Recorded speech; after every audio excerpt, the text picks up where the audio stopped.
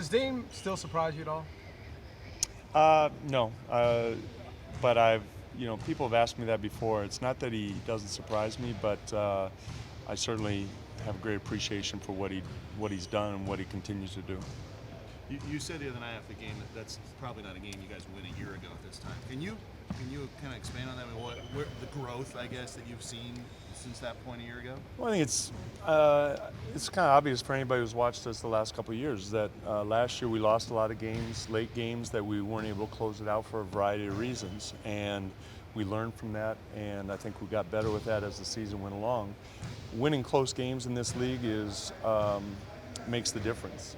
So many games are decided by less than 3 points, and you find a way to win those, whether it's with a defensive stop or making a big play or executing or whatever it is. And I think we had a belief that we were going to find a way to win a game last game. Was that about as strange a game as you've been involved in, just with the long halftime, the delay? I don't know. There's been a lot over the years. I've been through power outages and clocks going out, and there's always some snafus along the way. What's the biggest difference you've noticed in Noah so far this season? Probably his confidence level. I think he's got a much better feel on not only what he can do, but what he can do for us, and what works for him out on the court and how he can help us. Where do you feel like that confidence is coming from? I mean, making shots, guys lifting him up. Well, you put in the work and you just feel good about yourself. And I do feel like, one of the turning points was the game against Phoenix in the preseason, where he kind of carried us down the stretch and helped get a win.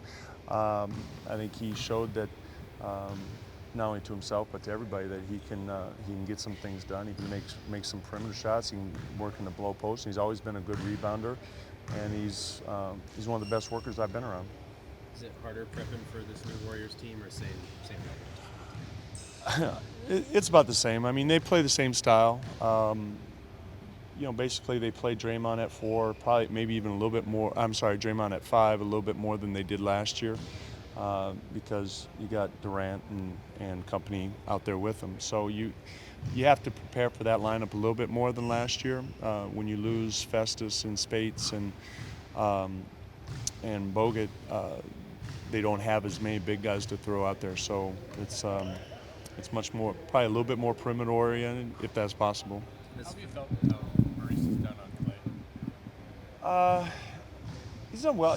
Honestly, specifically, I think it's hard to say because everybody's on everybody. And CJ has been on different guys, so I have a hard time saying how one guy has done on one player, especially in a short amount of time. As far as a move that you've done that in the past. Yeah.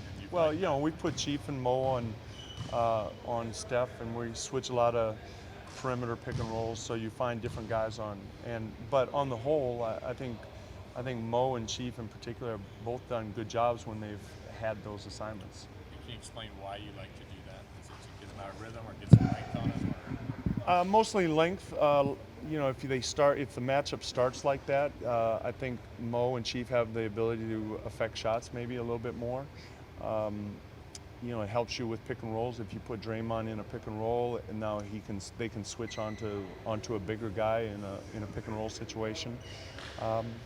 It's like putting Mo on Chris Paul. It's not that Dame or CJ can't guard him individually, but I think it helps in those special situations where you can switch.